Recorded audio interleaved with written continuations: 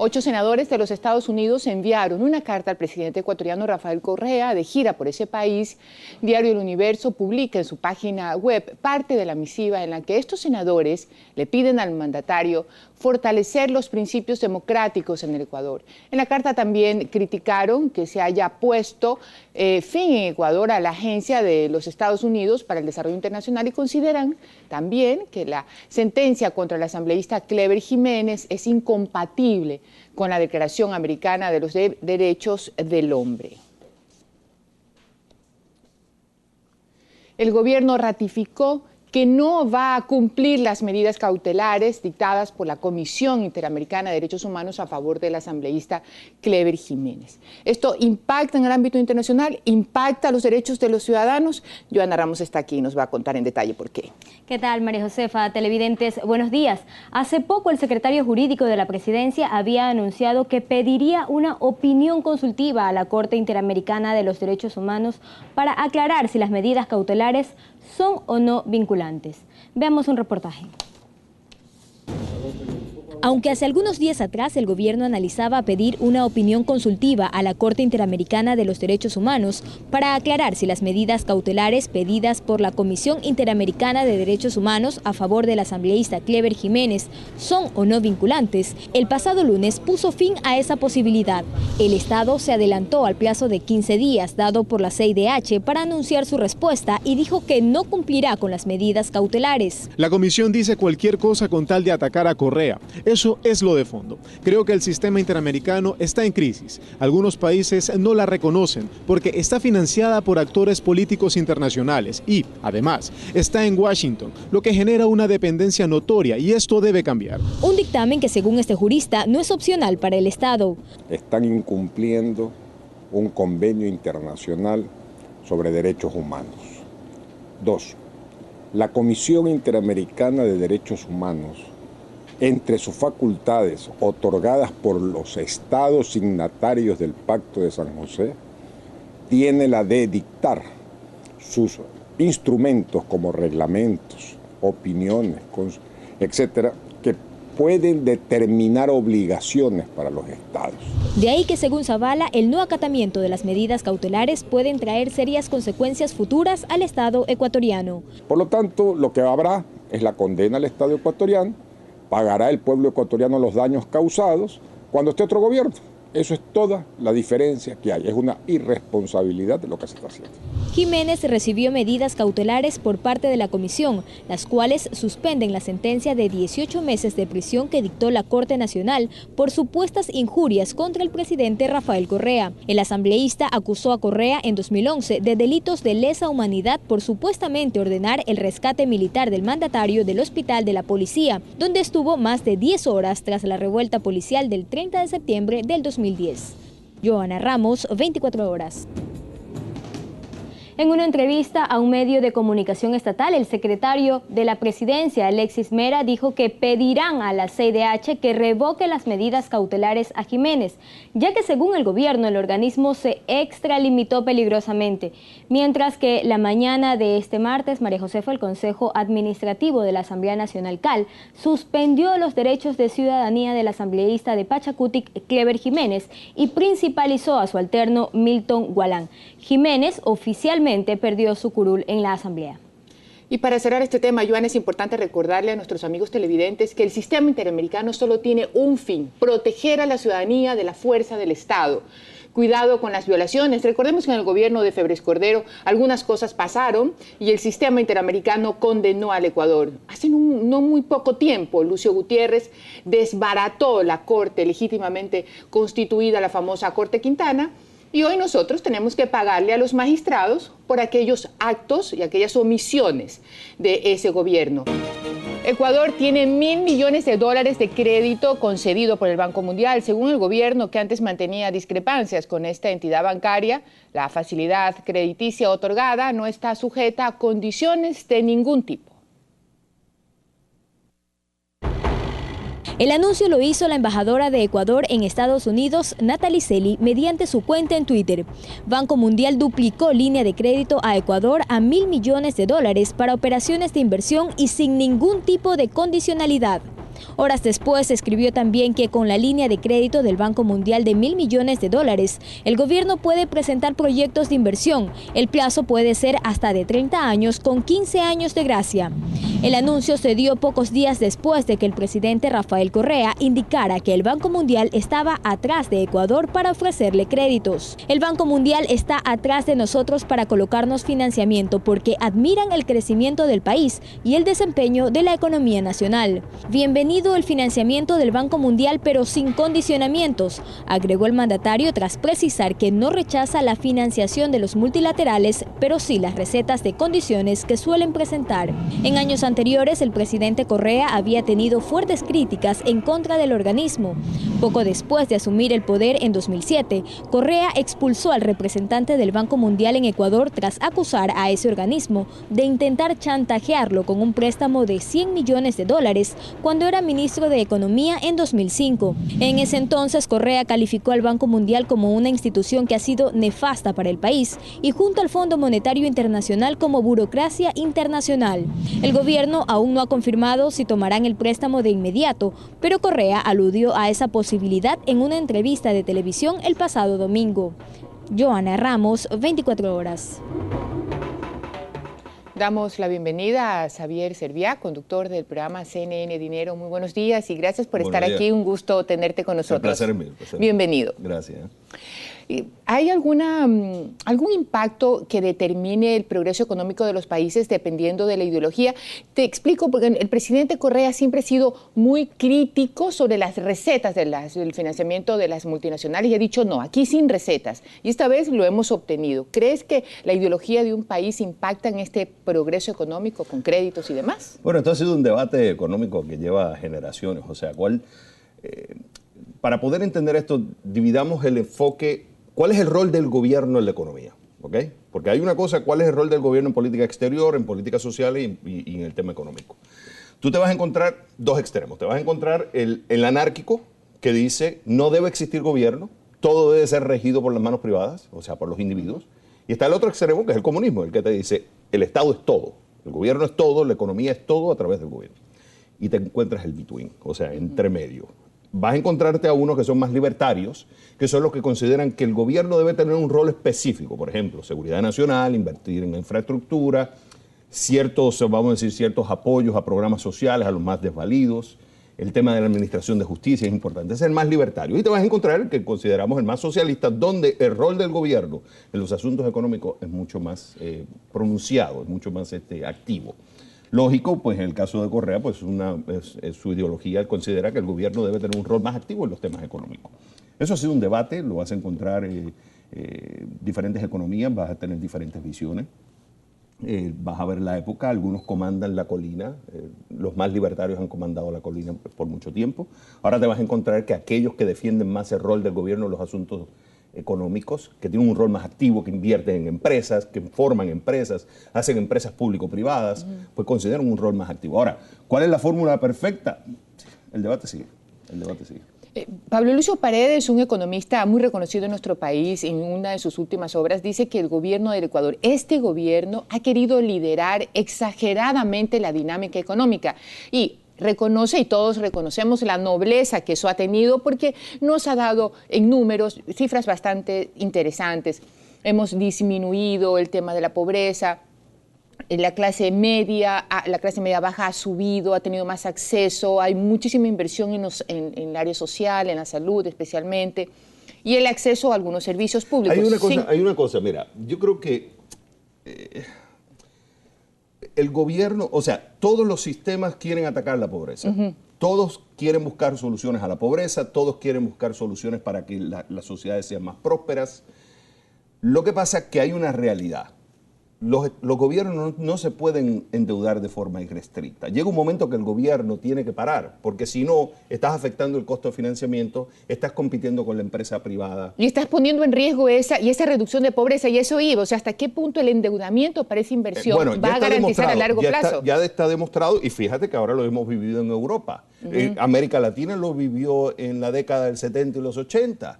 Que hubo un alto nivel de endeudamiento. Está demostrado que el alto nivel de endeudamiento no funciona. Ahora, Que los gobiernos no se deben endeudar, tampoco es cierto. Claro. O sea, Sí. que los gobiernos no deben invertir en programas sociales, deben invertir en programas sociales. Ahora, la cosa económica, que es aquello de producir los mejores bienes y servicios para satisfacer las necesidades ilimitadas de la sociedad, debe estar en manos privadas, por una simple razón, es más eficiente.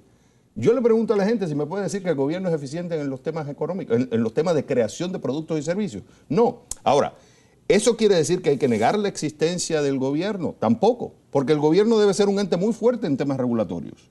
Nosotros necesitamos fiscalizar que realmente se estén ejecutando las leyes. Nosotros no queremos corruptos que estén manejando los temas, o sea, estén afectando a la sociedad. Por eso tiene que haber un gobierno fuerte, por eso tiene que haber una administración de justicia eficiente, transparente.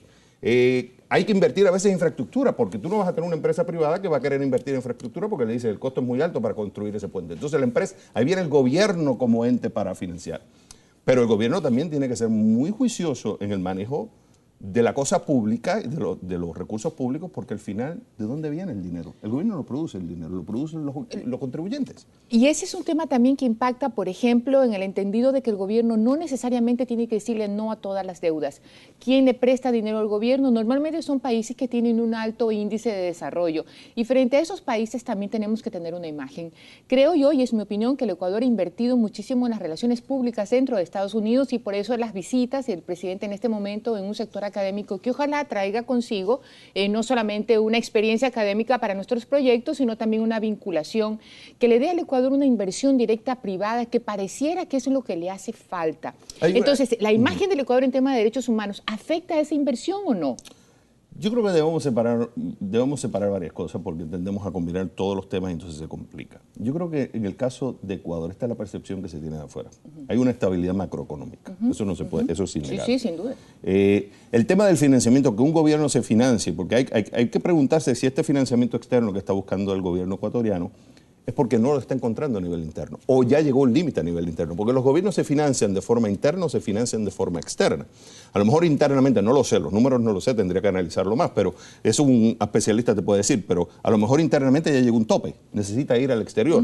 A lo mejor necesita expandir el gasto público por políticas del gobierno y no tiene el dinero interno y lo tiene que buscar al exterior. Puede ser también que el gobierno ecuatoriano esté encontrando el financiamiento mucho más fácil en el exterior que acá porque es menos costoso. No lo sé.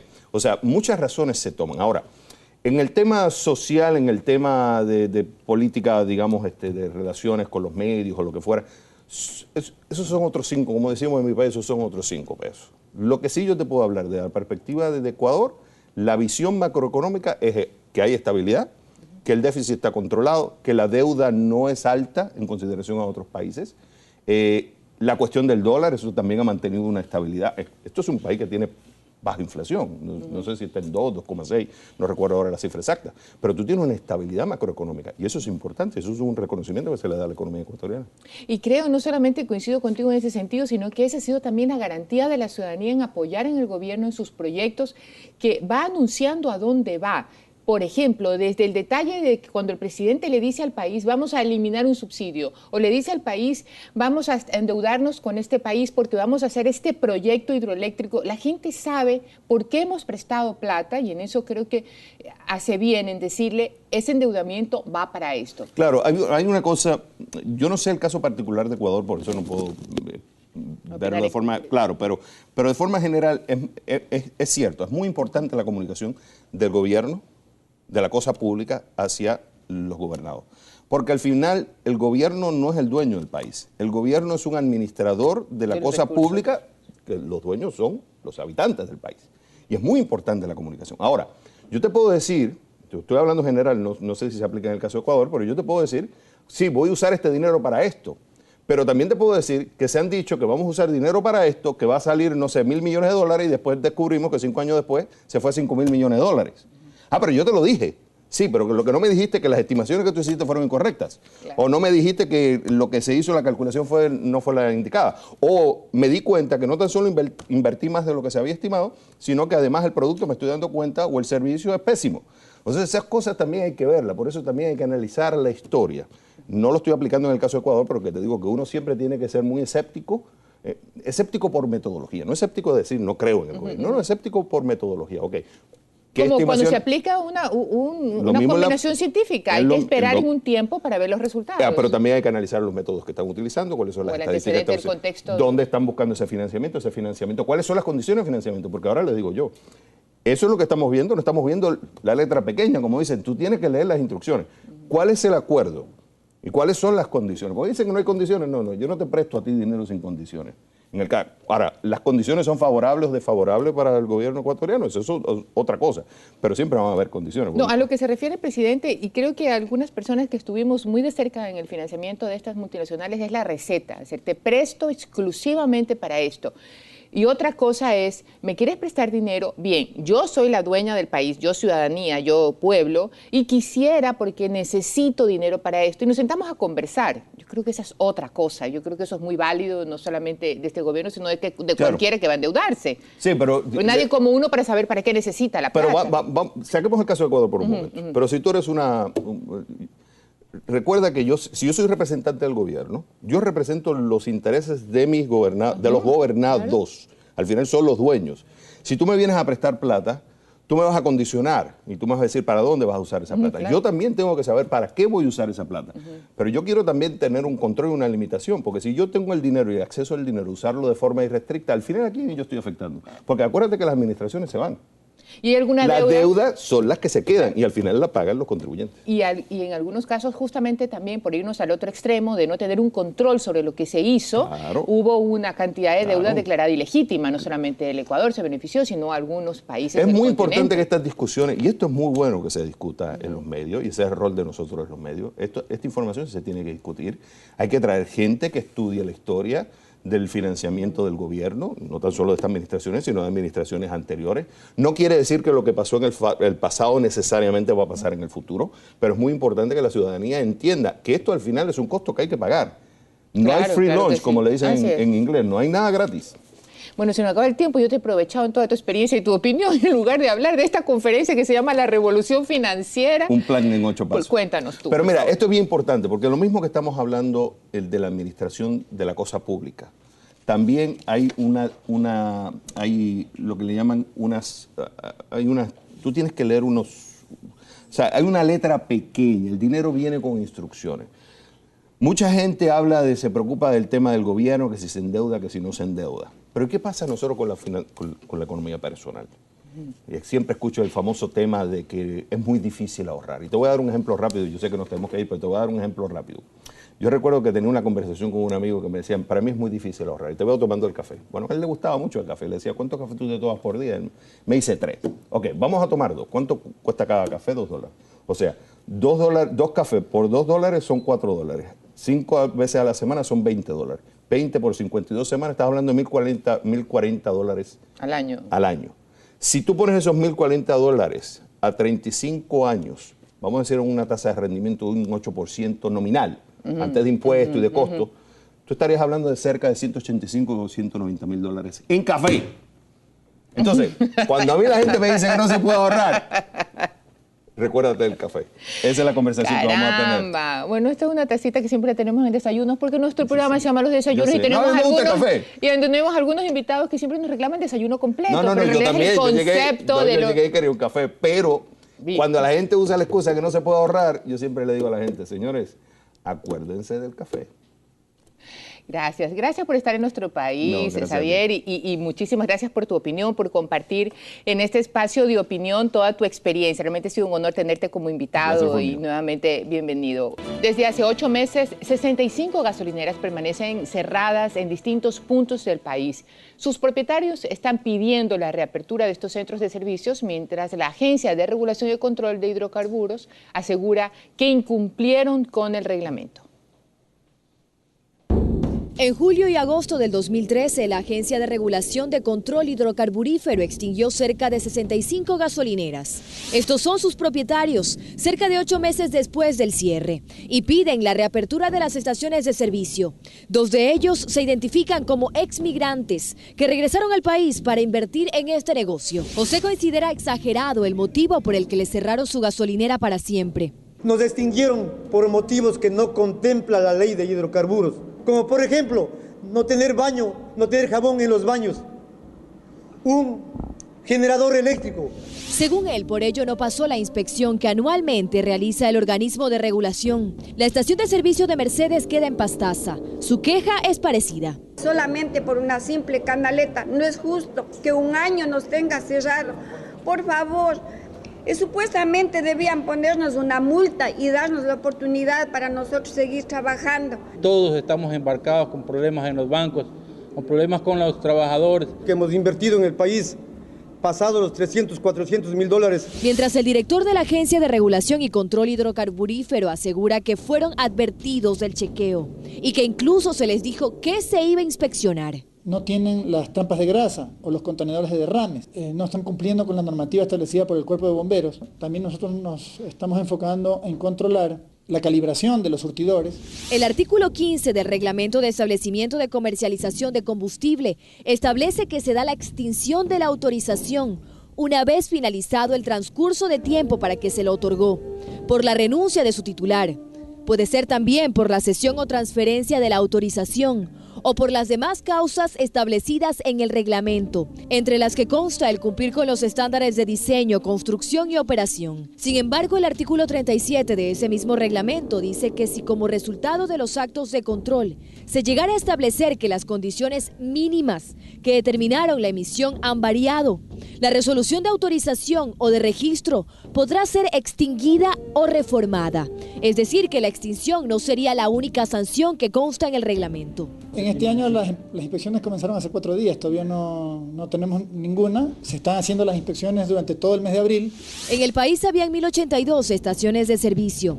Según la Agencia de Regulación de Control Hidrocarburífero, se cerraron las que no cumplían con el 70% de las normas técnicas. Dayana Monroy, 24 horas. A esta hora nos acompaña José María Garzón, representante de gasolineros con códigos restringidos. Muy buenos días, gracias por estar aquí. Una cosa, si hubo por parte del organismo competente una lista de observaciones, ¿cumplieron estas observaciones para solicitar su reapertura? Abogada, primeramente, permítame traer a colación unas palabras de Mercedes Sosa. Si se calla el cantor, calla la vida. ¿De qué sirve la vida sin el canto? Si se callan ustedes, periodistas, no hay razón de que exista democracia. Muchísimas gracias, María Josefa, por darnos la oportunidad de recibirnos aquí.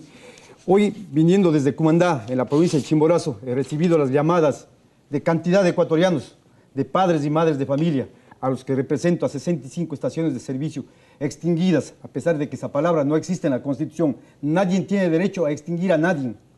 Yo considero más bien la palabra suspendidas. Esta gente, lo que me ha dicho economista, en sus palabras, en su forma de actuar, es la esperanza y el pan de cada día de todos nuestros hijos. Detrás de estas 65 personas, abogada, hay más o menos unos 400 empleados y detrás de ellos más de 2.000 personas que dependen de las estaciones de servicio injustamente clausuradas. Y las clausuras son justificativos que no contempla la ley de hidrocarburos. Es por eso, abogada, que le agradezco la oportunidad que nos ha dado. Pero para seguramente nosotros. lo contempla algún reglamento. Si no es la ley, el reglamento. Existe un reglamento que usted conoce, es la alteración de combustible, el contrabando de combustible y la alteración de precios. Esos son los motivos con los que puede ser no clausurado una estación de servicio, puede ser multado, sancionado una estación de servicio. Pero es así que estas estaciones están regadas en todos los rincones de la patria y lo que han hecho es un daño a una cantidad de ecuatorianos, inclusive a migrantes. Esta es la estación de servicios, en el cantón Cumandá, que se encuentra cerrada. Vean ustedes, una inversión de tantos miles de dólares de un tanquero que cuesta $200.000. ¿Se imagina pagar todo esto? Nosotros los propietarios de las estaciones de servicio, abogada, hasta estamos en capacidad de decirles que nos abran nuestras cuentas bancarias para que vean la capacidad en la situación económica que nos encontramos. José María, cuando le cerraron las gasolineras, seguramente les dieron alguna resolución, algún acuerdo, en el que aparece una lista de observaciones que, según el organismo competente, veía en estos negocios. ¿Es así o no? Por ejemplo, faltaba una luz, faltaba un baño, faltaba un un extintor, algo así. ¿Había alguna lista de observaciones? Las observaciones, María Josefa, son mínimas. En el caso de la estación de servicios Cumandá, ¿las cumplieron? Se le ha cumplido absolutamente todas. ¿Le notificaron al organismo de control, ya están cumplidas sus observaciones? Tal es la burocracia, María Josefa, que nosotros hemos enviado el documento el 12 de marzo, particularmente a la gasolinera Cumandá, el 12 de marzo. Y hasta el día de hoy no hay contestación. Es decir, seguimos con la burocracia de los años pasados. Entonces, de igual manera sucede. Ve aquí esta estación de servicio que el señor ministro le da la apertura para el sindicato de choferes de Santa Rosa. ¿Qué fecha? Esa es con fecha 28 de agosto. Ve, aquí está la asambleísta, el señor ministro, dando la apertura de la estación de servicio. Y es una burla. Vale la pena hacerle conocer que detrás de todas estas... ¿Por qué es burla la apertura de esa gasolinera? Porque realmente se pronuncia el señor ministro. Se pronuncia el señor ministro que va a haber la apertura. Aquí está con la asambleísta, con los dirigentes. ¿Abrieron la gasolinera? Y no lo abrieron. Entonces, ¿se tomaron una foto en dónde? Se tomaron en Quito, en el ministerio. Pero nunca se reabrió la gasolinera. Nunca se reabrió la gasolinera. Entonces, nosotros lo que queremos es, a través de este canal, queremos solicitarle al señor presidente de la República, decirle que por favor nos reciba a todos los 65 extinguidos. Nosotros somos inmigrantes que hemos venido. Que sea el mensaje franco y sincero del presidente y diga, hoy que va a haber una sabatina en Nueva York, que le diga, por favor, inmigrantes, la patria está abierta. La patria para ustedes, sean bienvenidos. Pero ¿cómo podemos ser bienvenidos, María Josefa, cuando tiene a quien le habla una persona que trabajó en asbestos en los Estados Unidos? Y tengo principios de cáncer al pulmón, asbestosis. Vea usted, ¿qué mensaje podemos dar a los ecuatorianos cuando les recibimos de esta manera, María Josefa? Estamos esperando, invocamos al en presidente todo de la caso, República. José María, gracias por estar con nosotros. Estaremos esperando la próxima reunión que usted tiene con las autoridades la próxima semana y ojalá que esto tenga un final no alejado a la ley, pero que pueda también contemplar los derechos de todas esas 400 familias. Gracias.